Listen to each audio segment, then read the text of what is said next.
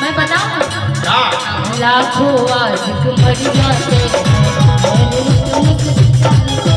लाखों आशिक मर जाते एक मुस्कान से लाखों आशिक मर जाते एक मुस्कान से लाखों आशिक मर जाते एक मुस्कान से मेरे जैसा कोई नहीं है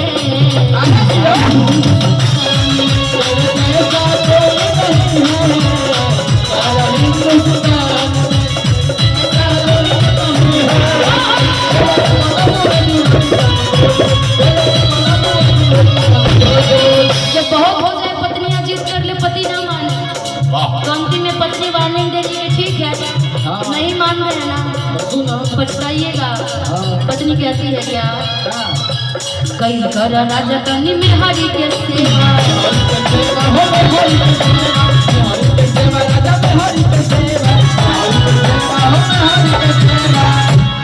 आज तक वीडियो में कोई सेवा नहीं किया था जितना ही सीधा पैर पे बैठ के सेवा कर ले। बाप रे बाप ऐसा ने मर्द से मेहरारू के गोड़ दे भाई। हां अरे बाप रे बाप तू देश के नाश करो नहीं जिससे शादी होगी भाई वाकई पति को बड़ा प्यार करेगी तो मानना पड़ेगा। कई कर राजा कनी में हरि के सेवा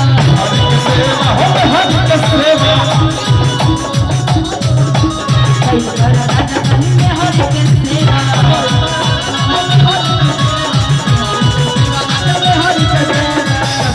कई राजा रतिया में मेवा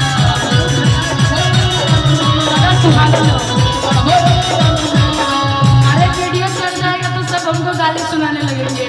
पैर मत दबाओ हाथ तक ठीक है हाथ दबाओगे ठीक है पैर दबाएगी तो कहेंगे सब देखिए निशा जी ने अबोध बालिका से पैर दबवा लिया तनी हमरो पूरी दबा दी गरीब बच्ची से पैर दबवा लिया बड़ी दुखाता भाई कुछ भी वायरल हो जाता है। एक बच्चे से पानी का बोतल भी ले लूं ना कहते देखिए निशा जी ने अत्याचार कर दिया। एक छोटे गरीब बच्चे से पानी का बोतल मंगवा लिया ये नहीं जानते कि भाई है मेरा वैसे ही बस हाथ तक दबाओ। कई कर राजा कनी में हरि के सेवा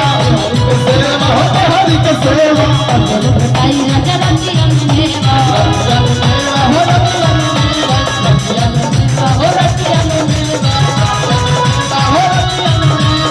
खिलाया जात पिया का मुंह खोल को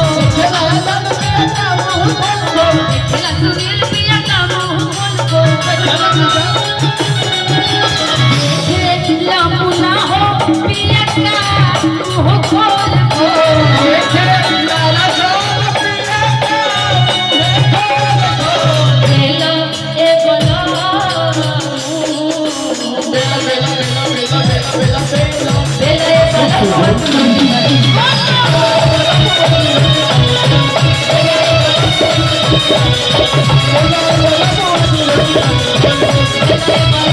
you.